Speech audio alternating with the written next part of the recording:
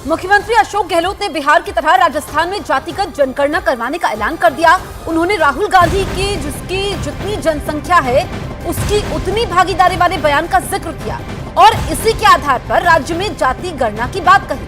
उन्होंने ये भी कहा कि इससे सरकार के लिए योजनाएं बनाना आसान हो जाएगा।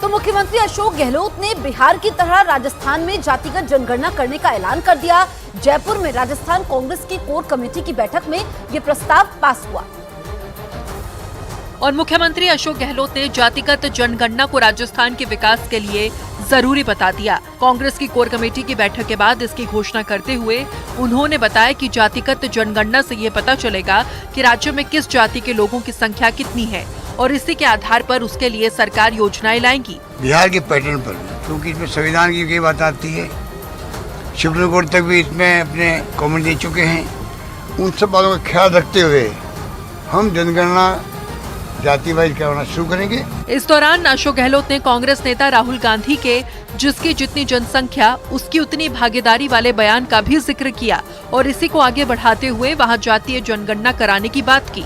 इसके साथ ही उन्होंने रायपुर में कांग्रेस के महाअधिवेशन में जातीय जनगणना को लेकर लाए गए प्रस्ताव की भी चर्चा की। इधर बिहार के बाद कई राज्यों में जातिगत जनगणना करवाने की मांग उठने लगी।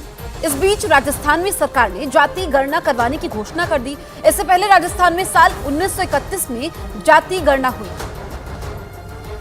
लेकिन उस वक्त राज्य राजस्थान के नाम से नहीं जाना जाता था। बाद में राजपूताना एजेंसी अजमेर मेरवाड़ा समेत दूसरी कई रियासतों को मिलाकर राजस्थान का नाम दिया गया। साल 1931 में राजस्थान की जनसंख्या 1,17,86,000 के करीब थी।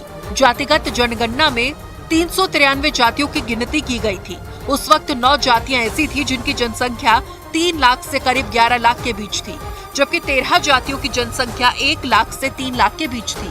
जातिगत जनगणना के आंकड़ों के मुताबिक राजपूताना एजेंसी और अजमेर मेरवाड़ा को मिलाकर वहां जाट 10,72,000, ब्राह्मण 8,81,000, चरमकार 7,82,000 और भील जाति के लोगों की संख्या 6,64,000 थी, जबकि राजपूत 6,60,000 और 6,12,000 मीना जाति के लोग थे। इसके साथ ही गुर्जर 5,61,000, माली 3,83,000 और 3,73,00,000 कुम्हार थे, जो राज्य में ज्यादा जनसंख्या वाली टॉप 10 जातियों में माने जाते थे। मध्य प्रदेश में बीजेपी की तीसरी लिस्ट आने से पहले पार्टी की बड़ी नेता यशोधरा राजे ने खुद बोल दिया कि वो इस बार चुनाव नहीं लड़ेंगी। मध्य प्रदेश में बीजेपी की 2 लिस्ट आ चुकी हैं। तीसरी लिस्ट आने से पहले ही यशोधरा राजे ने चुनाव लड़ने से मना कर दिया और शिवपुरी में कार्यक्रम के दौरान खुद अपने क्षेत्र के लोगों को गुड बाय बोल दिया। एक तरह से ये मेरा गुड बाय है।